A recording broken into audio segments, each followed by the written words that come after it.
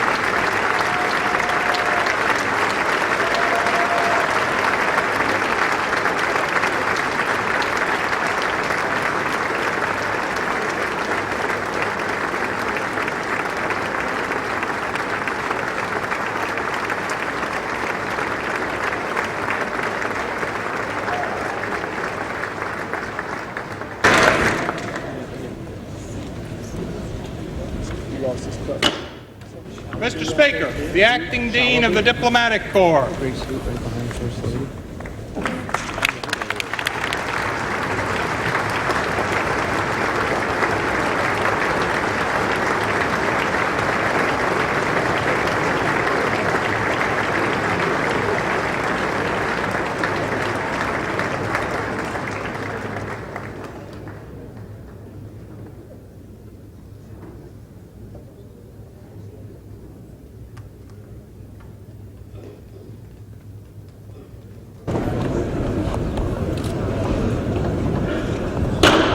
Mr. Speaker, the Associate Justices of the Supreme Court.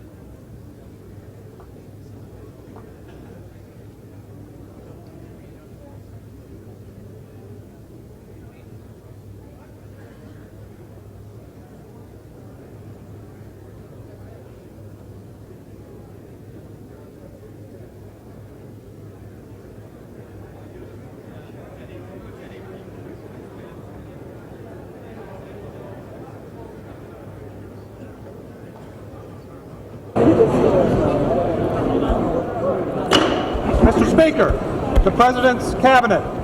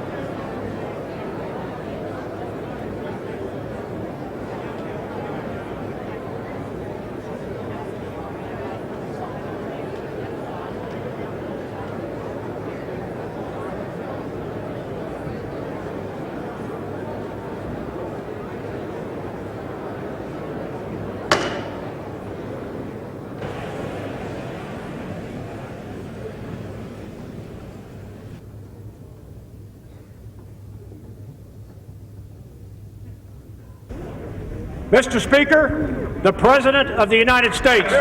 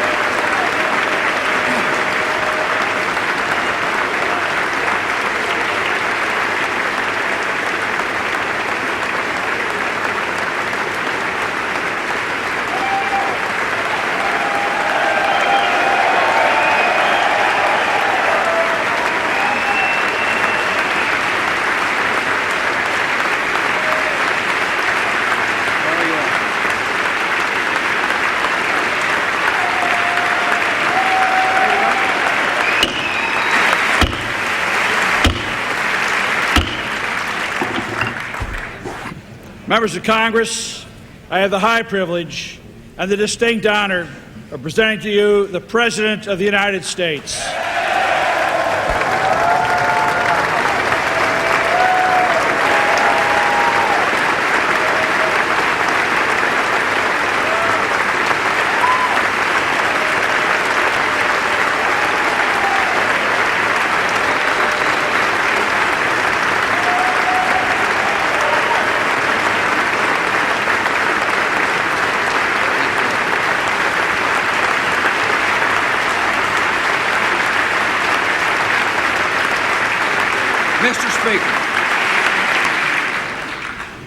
Mr. Speaker, Vice President Cheney, members of Congress, distinguished guests, and fellow citizens.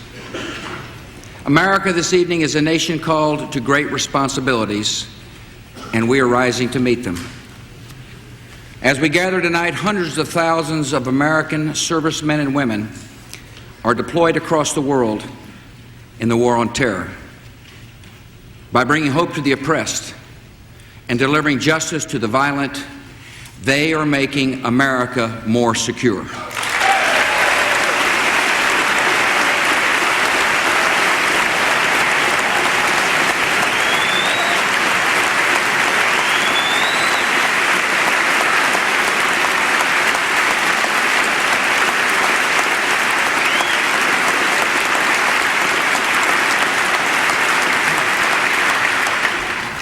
Each day, law enforcement personnel and intelligence officers are tracking terrorist threats. Analysts are examining airline passenger lists. The men and women of our new Homeland Security Department are patrolling our coasts and borders, and their vigilance is protecting America.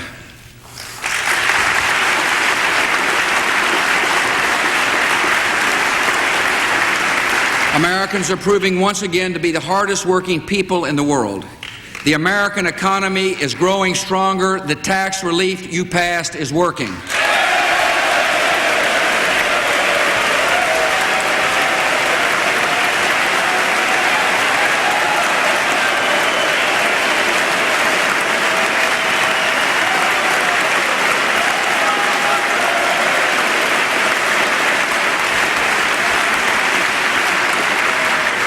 Tonight, members of Congress can take pride in the great works of compassion and reform that skeptics had thought impossible.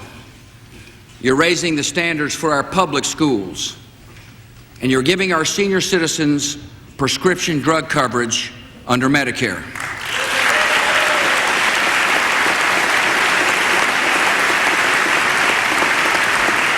We have faced serious challenges together.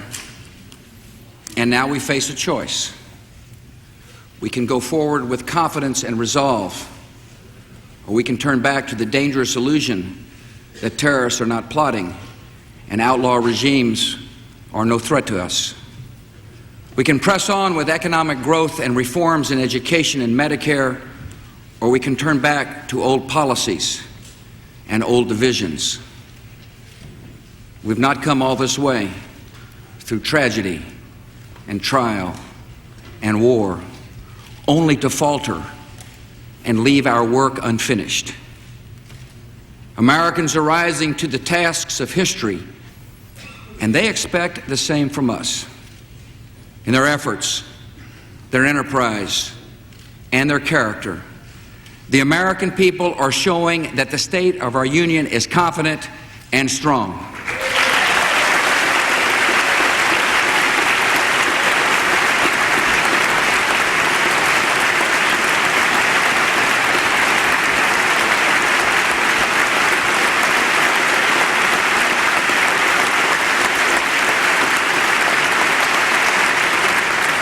Our greatest responsibility is the active defense of the American people. 28 months have passed since September the 11th, 2001.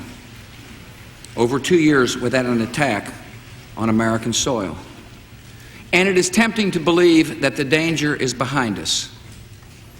That hope is understandable, comforting, and false. The killing has continued in Bali, Jakarta, Casablanca, Riyadh, Mombasa, Jerusalem, Istanbul, and Baghdad. The terrorists continue to plot against America and the civilized world. And by our will and courage, this danger will be defeated.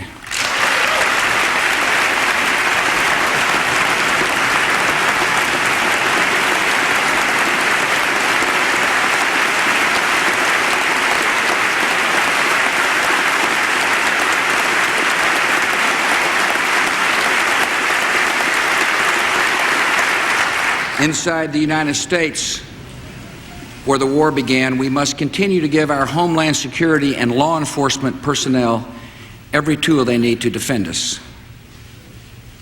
And one of those essential tools is the Patriot Act, which allows federal law enforcement to better share information, to track terrorists, to disrupt their cells and to seize their assets.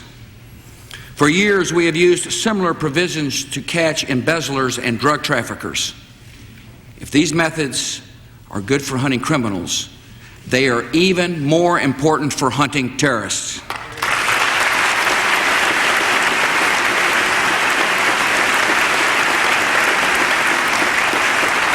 Key provisions of the Patriot Act are set to expire next year. The terrorist threat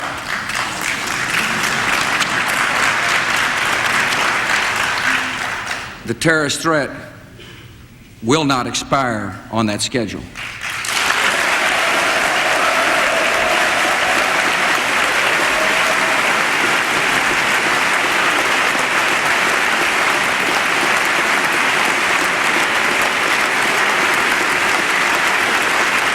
Our law enforcement needs this vital legislation to protect our citizens. You need to renew the Patriot Act.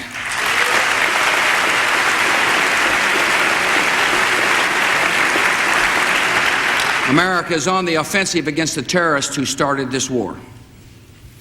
Last March, Khalid Sheikh Mohammed, a mastermind of September the 11th, awoke to find himself in the custody of U.S. and Pakistani authorities. Last August the 11th brought the capture of the terrorist Hambali, who was a key player in the attack in Indonesia that killed over 200 people. We're tracking al-Qaeda around the world, and nearly two-thirds of their known leaders have now been captured or killed. Thousands of very skilled and determined military personnel are on the manhunt, going after the remaining killers who hide in cities and caves, and one by one, we will bring these terrorists to justice.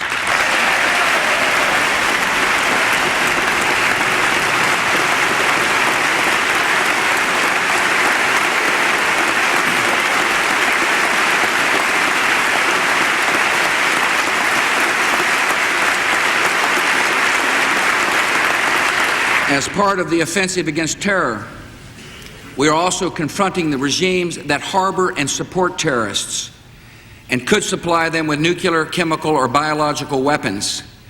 The United States and our allies are determined. We refuse to live in the shadow of this ultimate danger.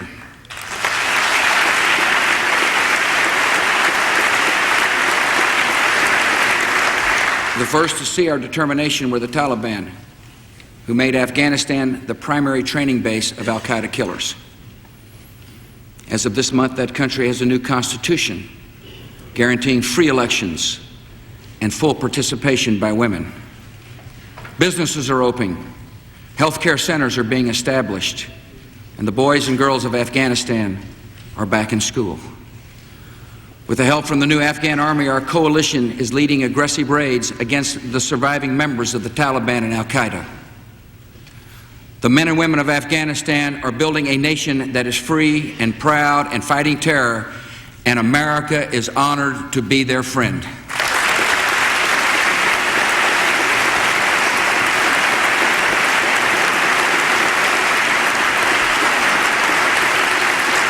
Since we last met in this chamber, combat forces of the United States, Great Britain, Australia, Poland, and other countries enforced the demands of the United Nations, ended the rule of Saddam Hussein, and the people of Iraq are free.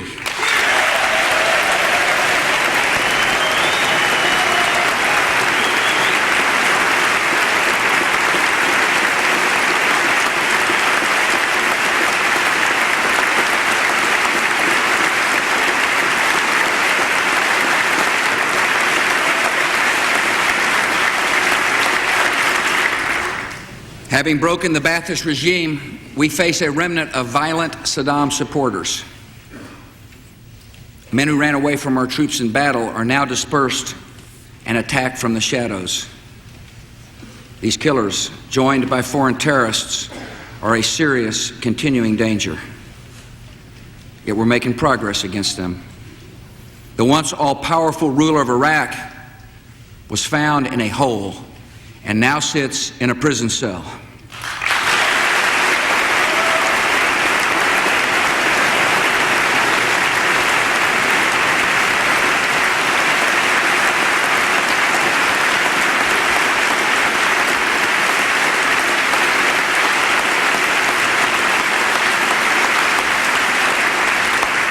Of the top 55 officials of the former regime, we have captured or killed 45. Our forces are on the offensive, leading over 1,600 patrols a day and conducting an average of 180 raids a week. We are dealing with these thugs in Iraq just as surely as we dealt with Saddam Hussein's evil regime.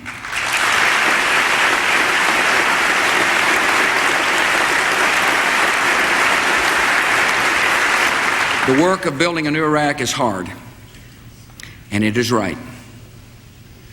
And America has always been willing to do what it takes for what is right. Last January, Iraq's only law was the whim of one brutal man. Today, our coalition is working with the Iraqi Governing Council to draft a basic law with a Bill of Rights. We're working with Iraqis in the United Nations to prepare for a transition to full Iraqi sovereignty by the end of June. As democracy takes hold in Iraq, the enemies of freedom will do all in their power to spread violence and fear. They are trying to shake the will of our country and our friends. But the United States of America will never be intimidated by thugs and assassins.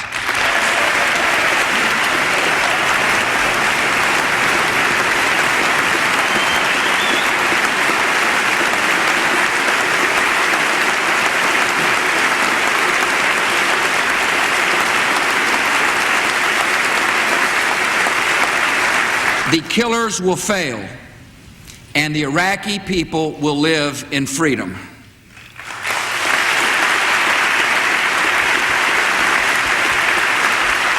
Month by month, Iraqis are assuming more responsibility for their own security and their own future. And tonight we are honored to welcome one of Iraq's most respected leaders, the current president of the Iraqi Governing Council, Adnan Pachachi. Sir, America stands with you and the Iraqi people as you build a free and peaceful nation.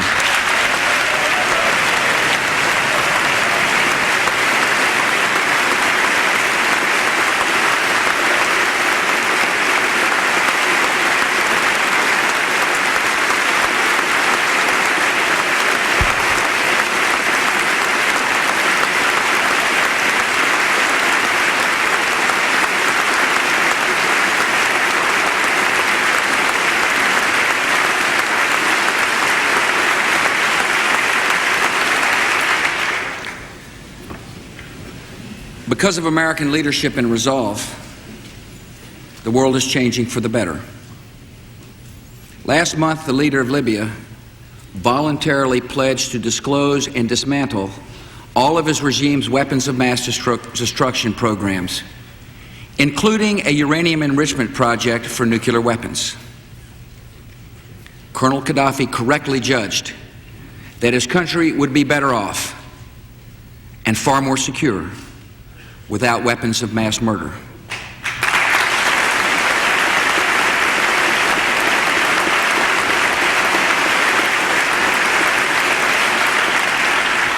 Nine months of intense negotiations involving the United States and Great Britain succeeded with Libya, while 12 years of diplomacy with Iraq did not.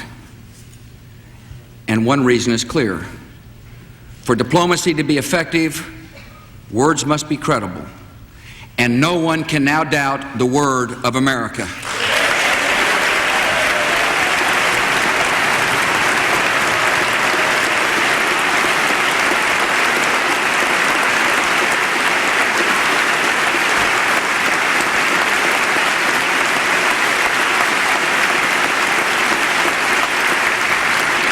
Different threats require different strategies. Along with nations in the region, we're insisting that North Korea eliminate its nuclear program. America and the international community are demanding that Iran meet its commitments and not develop nuclear weapons. America is committed to keeping the world's most dangerous weapons out of the hands of the most dangerous regimes.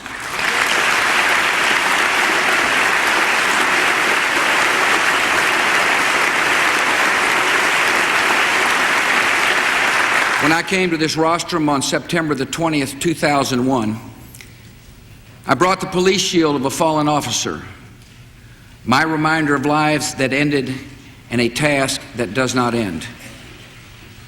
I gave to you and to all Americans my complete commitment to securing our country and defeating our enemies.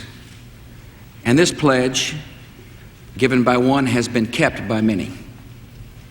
You and the Congress have provided the resources for our defense and cast the difficult votes of war and peace.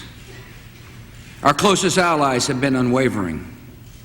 America's intelligence personnel and diplomats have been skilled and tireless. And the men and women of the American military, they have taken the hardest duty.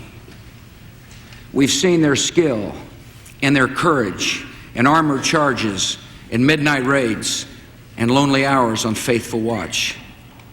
We have seen the joy when they return and felt the sorrow when one is lost.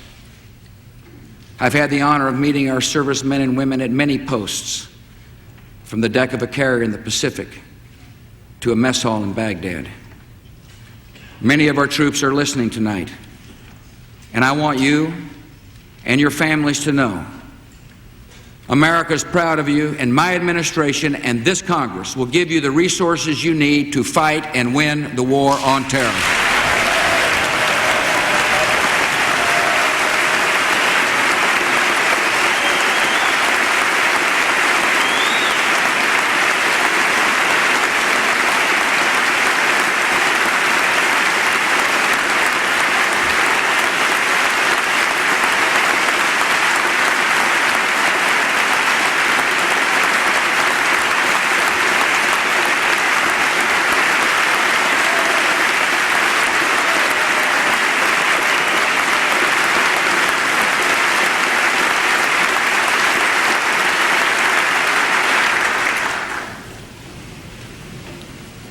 I know that some people question if America is really in a war at all. They view terrorism more as a crime, a problem to be solved mainly with law enforcement and indictments. After the World Trade Center was first attacked in 1993, some of the guilty were indicted and tried and convicted and sent to prison.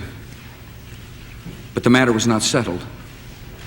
The terrorists were still training and plotting in other nations and drawing up more ambitious plans.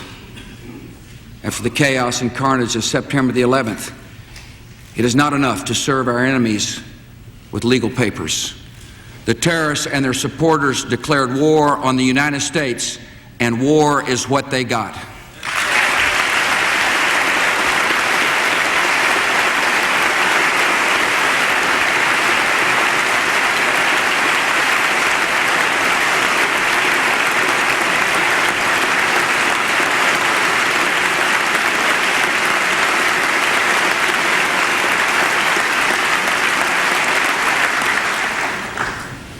Some in this chamber and in our country did not support the liberation of Iraq.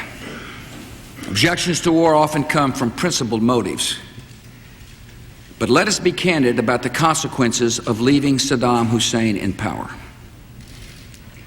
We're seeking all the facts. Already, the K report identified dozens of weapons of mass destruction related program activities and significant amounts of equipment that Iraq concealed from the United Nations.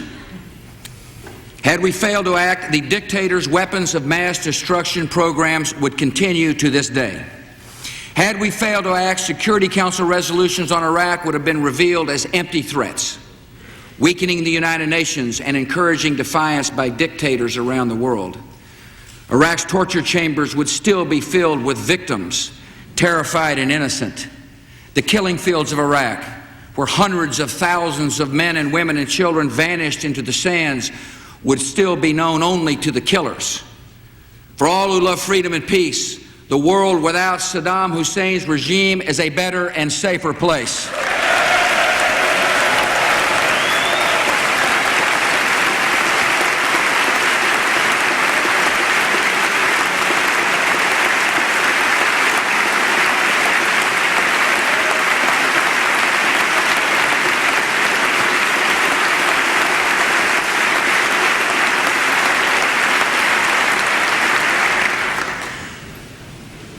Some critics have said our duties in Iraq must be internationalized. This particular criticism is hard to explain to our partners in Britain, Australia, Japan, South Korea, the Philippines, Thailand, Italy, Spain, Poland, Denmark, Hungary, Bulgaria, Ukraine, Romania, the Netherlands.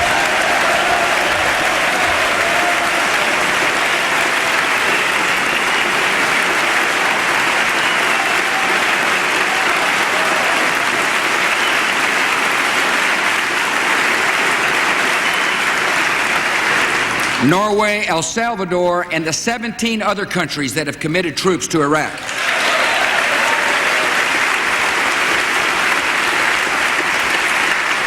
As we debate at home, we must never ignore the vital contributions of our international partners or dismiss their sacrifices.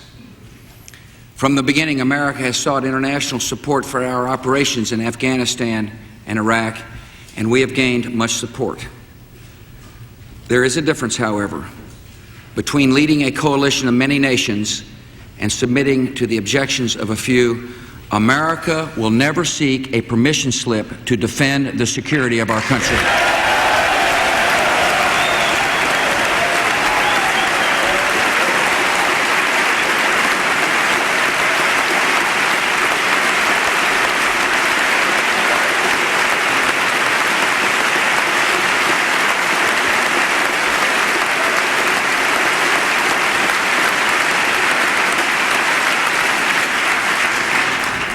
We also hear doubts that democracy is a realistic goal for the greater Middle East, where freedom is rare. Yet it is mistaken and condescending to assume that whole cultures and great religions are incompatible with liberty and self-government. I believe that God has planted in every human heart the desire to live in freedom. And even when that desire is crushed by tyranny for decades, it will rise again.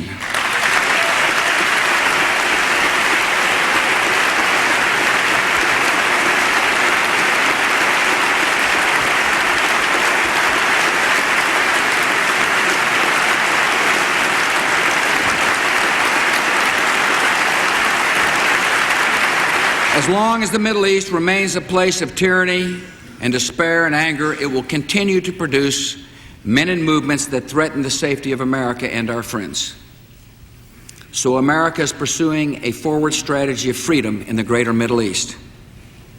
We will challenge the enemies of reform, confront the allies of terror, and expect a higher standard from our friend.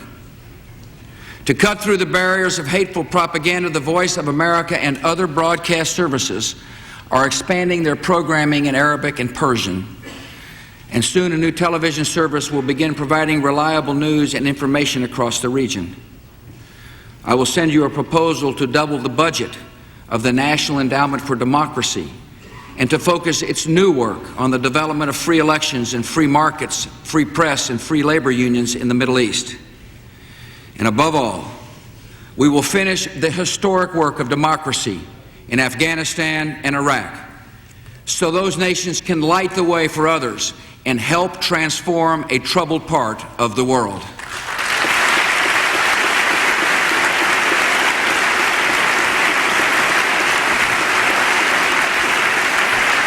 America is a nation with a mission, and that mission comes from our most basic beliefs. We have no desire to dominate, no ambitions of empire.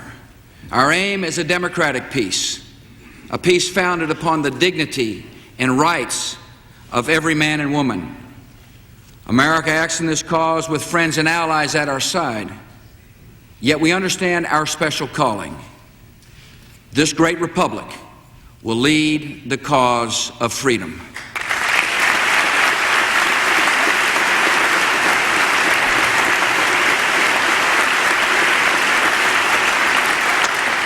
In the last 3 years, adversity has also revealed the fundamental strengths of the American economy. We have come through recession and terrorist attack and corporate scandals and the uncertainties of war. And because you acted to stimulate our economy with tax relief, this economy is strong and growing stronger.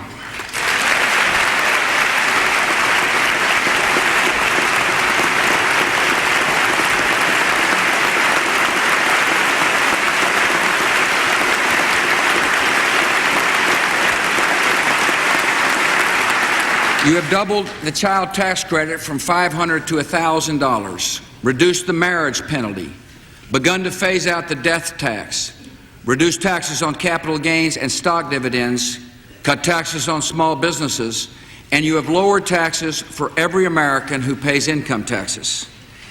Americans took those dollars and put them to work, driving this economy forward. The pace of economic growth in the third quarter of 2003 was the fastest in nearly 20 years. New home construction, the highest in almost 20 years. Home ownership rates, the highest ever. Manufacturing activity is increasing. Inflation is low. Interest rates are low. Exports are growing, productivity is high, and jobs are on the rise.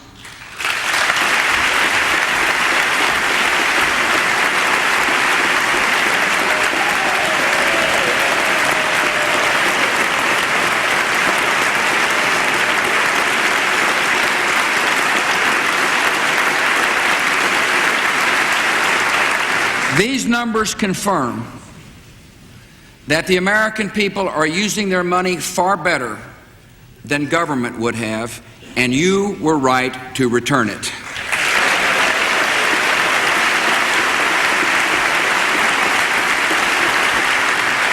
America's growing economy is also a changing economy.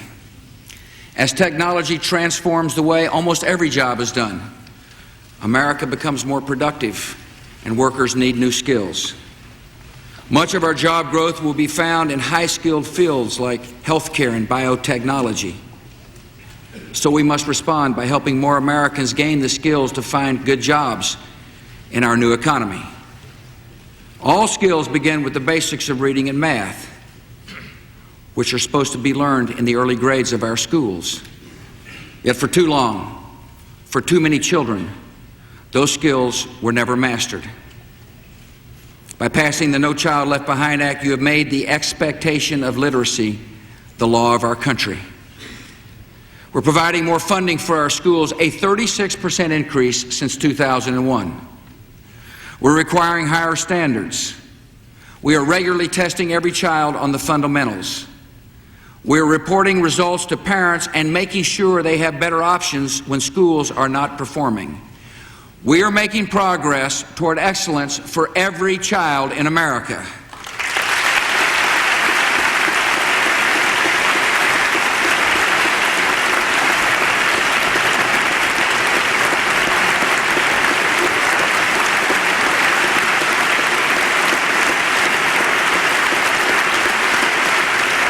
But the status quo always has defenders. Some want to undermine the No Child Left Behind Act by weakening standards and accountability. Yet the results we require are really a matter of common sense. We expect third graders to read and do math at the third grade level, and that's not asking too much. Testing is the only way to identify and help students who are falling behind. This nation will not go back to the days of simply shuffling children along from grade to grade without them learning the basics. I refuse to give up on any child, and the No Child Left Behind Act is opening the door of opportunity to all of America's children.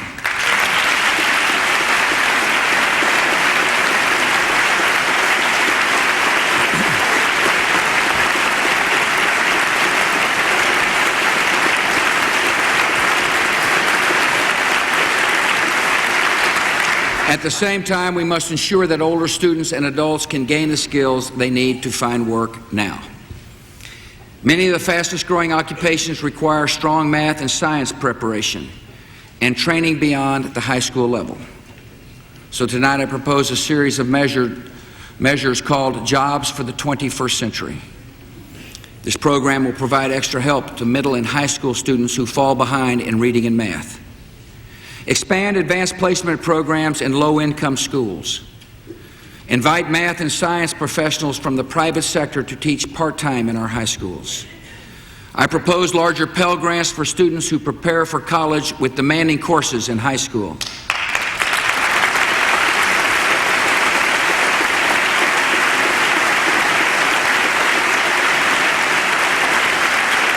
I propose increasing our support for America's fine community colleges so they can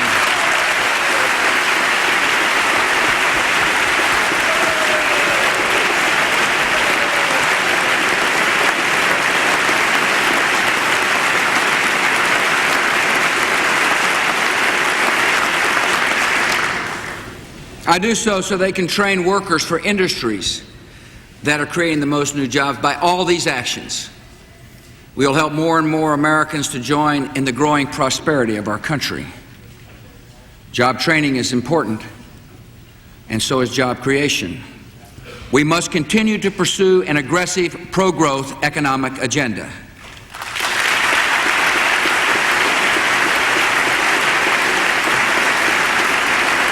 Congress has some unfinished business on the issue of taxes.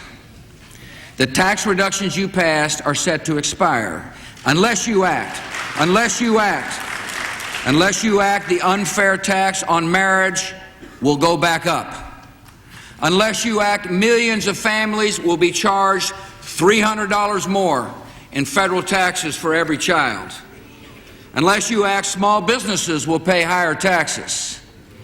Unless you act, the death tax will eventually come back to life. Unless you act, Americans face a tax increase.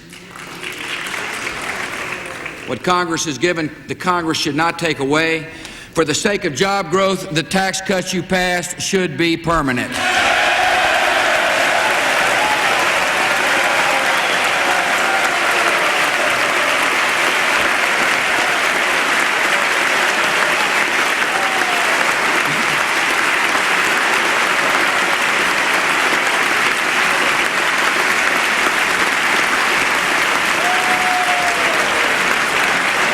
Our agenda for jobs and growth must help small business owners and employees with relief from needless federal regulation and protect them from junk and frivolous lawsuits.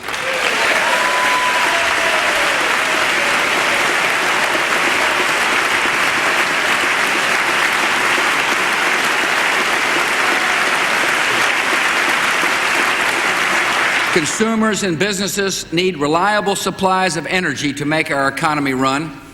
So I urge you to pass legislation to modernize our electricity system, promote conservation, and make America less dependent on foreign sources of energy.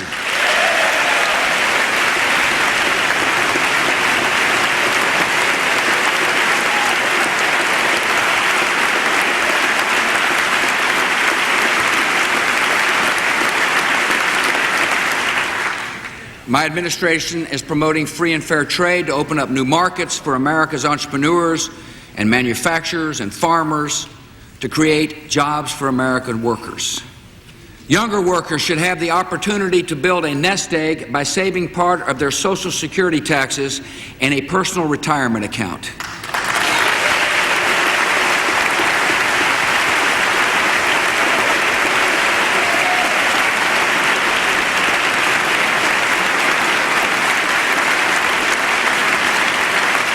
We should make the Social Security system a source of ownership for the American people. And we should limit the burden of government on this economy by acting as good stewards of taxpayers' dollars.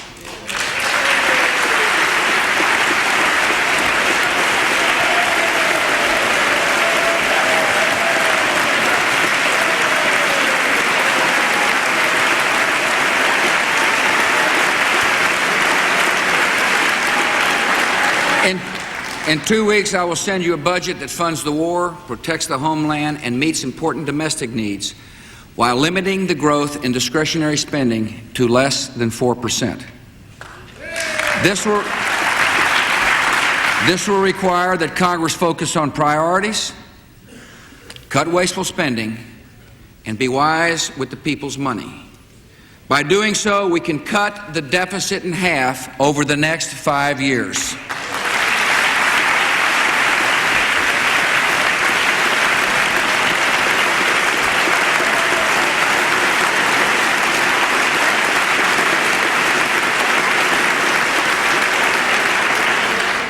Tonight, I also ask you to reform our immigration laws so they reflect our values and benefit our economy. I propose a new temporary worker program to match willing foreign workers with willing employers when no Americans can be found to fill the job. This reform will be good for our economy because employers will find needed workers in an honest and orderly system. A temporary worker program will help protect our homeland, allowing Border Patrol and law enforcement to focus on true threats to our national security. I oppose amnesty because it would encourage further illegal immigration and unfairly reward those who break our laws. My temporary worker program will preserve the citizenship path for those who respect the law, while bringing millions of hardworking men and women out from the shadows of American life.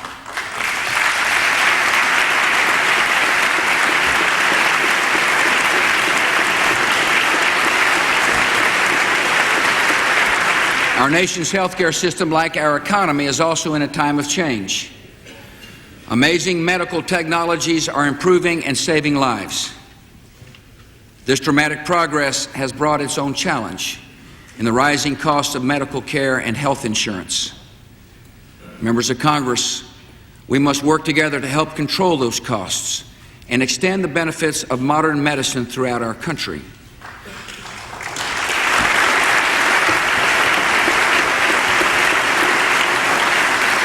Meeting these goals requires bipartisan effort, and 2 months ago you showed the way.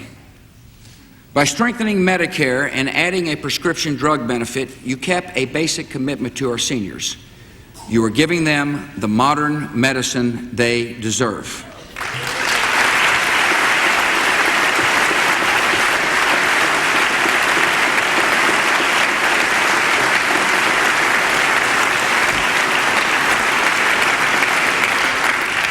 Starting this year under the law you passed, seniors can choose to receive a drug discount card, saving them 10 to 25% off the retail price of most prescription drugs. And millions of low-income seniors can get an additional $600 to buy medicine. Beginning next year, seniors will have new coverage for preventive screenings against diabetes and heart disease. And seniors just entering Medicare can receive wellness exams. In January of 2006, seniors can get prescription drug coverage under Medicare. For a monthly premium of about $35, most seniors who do not have that coverage today can expect to see their drug bills cut roughly in half. Under this reform, senior citizens will be able to keep their Medicare just as it is, or they can choose a Medicare plan that fits them best, just as you, as members of Congress, can choose an insurance plan that meets your needs. And starting this year, millions of Americans will be able to save money tax-free for their medical expenses in a health savings account.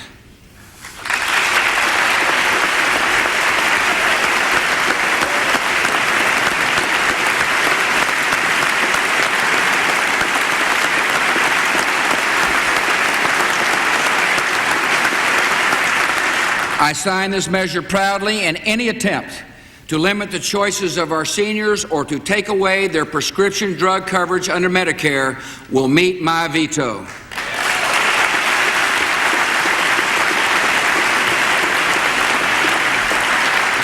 On the critical issue of health care, our goal is to ensure that Americans can choose and afford private health care coverage that best fits their individual needs.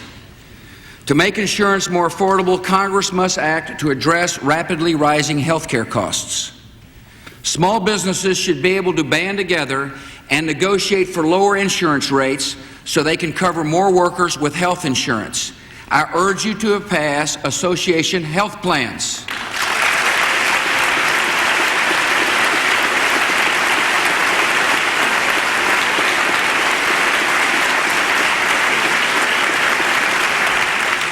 I ask you to give lower-income Americans a refundable tax credit that would allow millions to buy their own basic health insurance.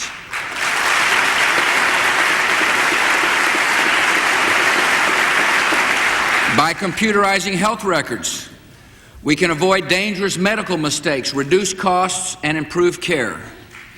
To protect the doctor-patient relationship and keep good doctors doing good work, we must eliminate wasteful and frivolous medical lawsuits.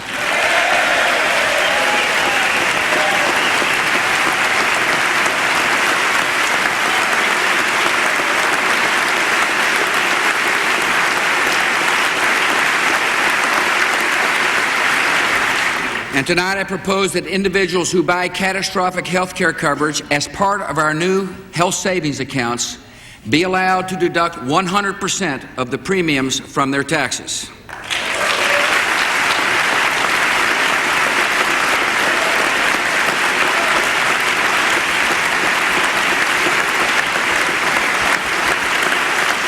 A government-run health care system is the wrong prescription.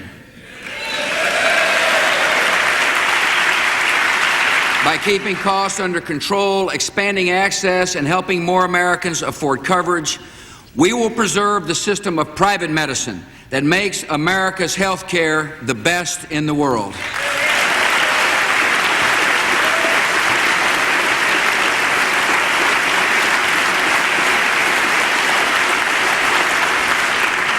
We're living in a time of great change in our world, in our economy, in science and medicine. Yet some things endure: courage and compassion, reverence and integrity, respect for differences of faith and race. The values we try to live by never change, and they are instilled in us by fundamental institutions such as families and schools and religious congregations. These institutions, these unseen pillars of civilization, must remain strong in America, and we will defend them. We must stand with our families to help them raise healthy, responsible children. When it comes to helping children make right choices, there is work for all of us to do. One of the worst decisions our children can make is to gamble their lives and futures on drugs. Our government is helping parents confront this problem with aggressive education, treatment, and law enforcement. Drug use in high school has declined by 11% over the last 2 years. 400,000 fewer young people are using illegal drugs than in the year 2001.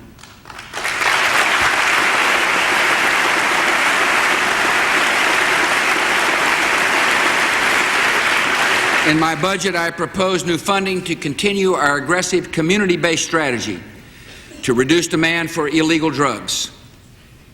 Drug testing in our schools has proven to be an effective part of this effort. So tonight I propose an additional $23 million for schools that want to use drug testing as a tool to save children's lives.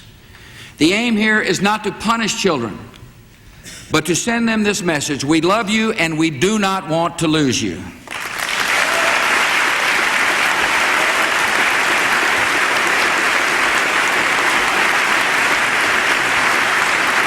To help children make right choices, they need good examples. Athletics play such an important role in our society, but unfortunately, some in professional sports are not setting much of an example. The use of performance-enhancing drugs like steroids in baseball, football, and other sports is dangerous, and it sends the wrong message: that there are shortcuts to accomplishment and that performance is more important than character. So tonight I call on team owners, union representatives, coaches, and players to take the lead, to send the right signal, to get tough, and to get rid of steroids now.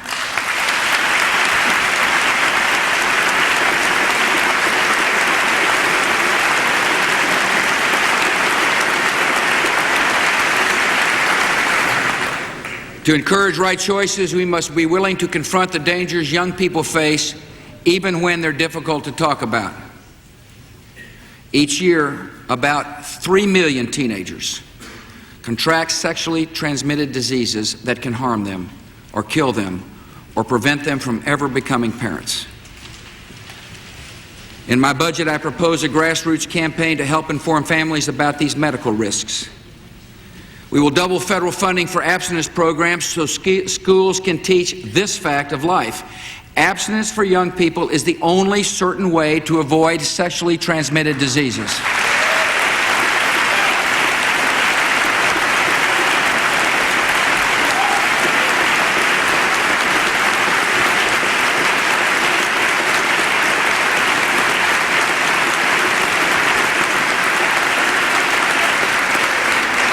Decisions children now make can affect their health and character for the rest of their lives. All of us, parents, and schools, and government, must work together to counter the negative influence of the culture and to send the right messages to our children. A strong America must also value the institution of marriage. I believe we should respect individuals as we take a principled stand for one of the most fundamental, enduring institutions of our civilization.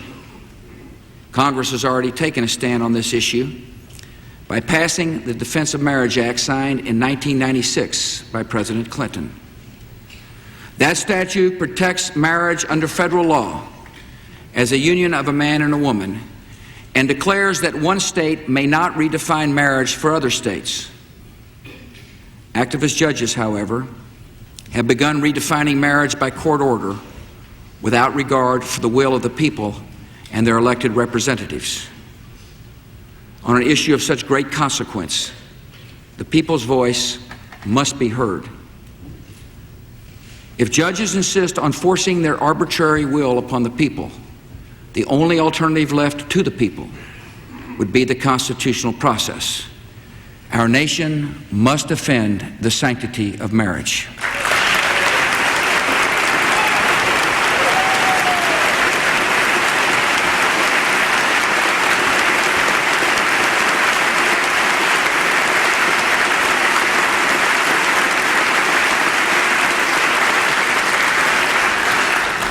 The outcome of this debate is important, and so is the way we conduct it.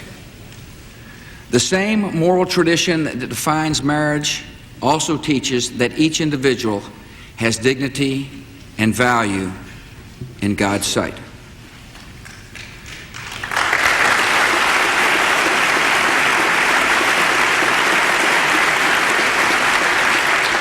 It's also important to strengthen our communities by unleashing the compassion of America's religious institutions. Religious charities of every creed are doing some of the most vital work in our country, mentoring children, feeding the hungry, taking the hand of the lonely. Yet government has often denied social service grants and contracts to these groups just because they have a cross or a Star of David or a crescent on the wall. By executive order, I've opened billions of dollars in grant money to competition that includes faith-based charities. Tonight, I ask you to codify this into law so people of faith can know that the law will never discriminate against them again.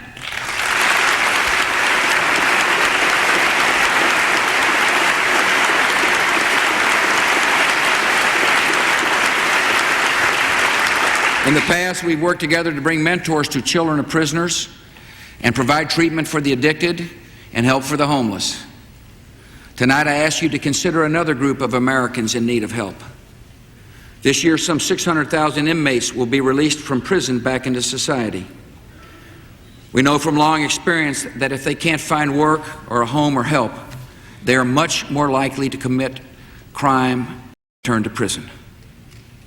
So tonight I propose a 4-year, $300 million prisoner reentry initiative to expand job training and placement services, to provide transitional housing, and to help newly released prisoners get mentoring, including from faith-based groups.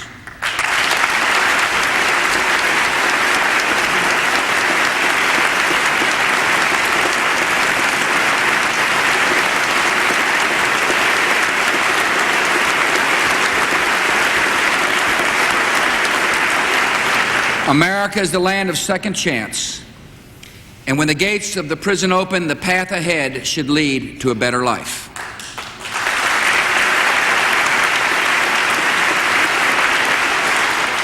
For all Americans, the last 3 years have brought tests we did not ask for and achievements shared by all.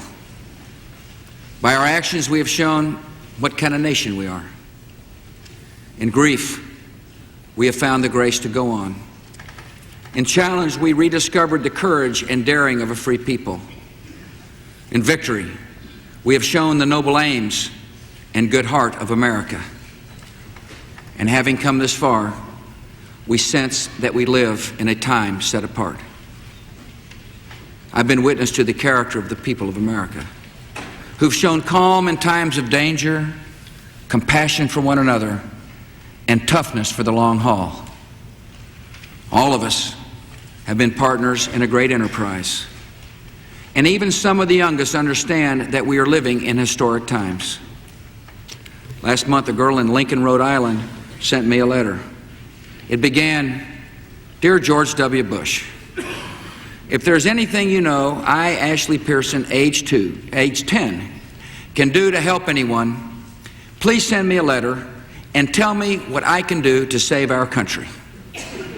She added this P.S. "If you can send a letter to the troops, please put, Ashley Pearson believes in you."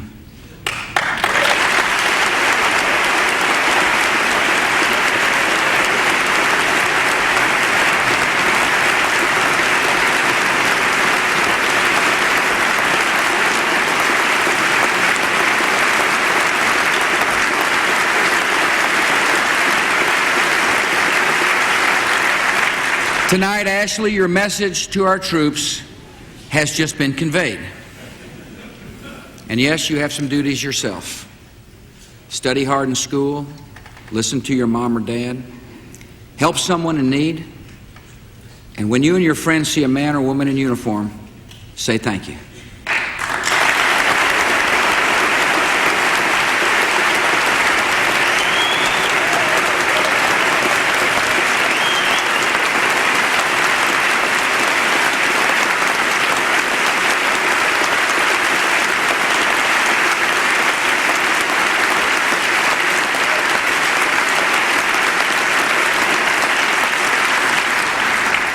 And Ashley, while you do your part, all of us here in this great chamber will do our best to keep you and the rest of America safe and free. My fellow citizens, we now move forward with confidence and faith. Our nation is strong and steadfast. The cause we serve is right because it is the cause of all mankind. The momentum of freedom in our world is unmistakable, and it is not carried forward by our power alone. We can trust in that greater power who guides the unfolding of the years. And in all that is to come, we can know that His purposes are just and true. May God continue to bless America.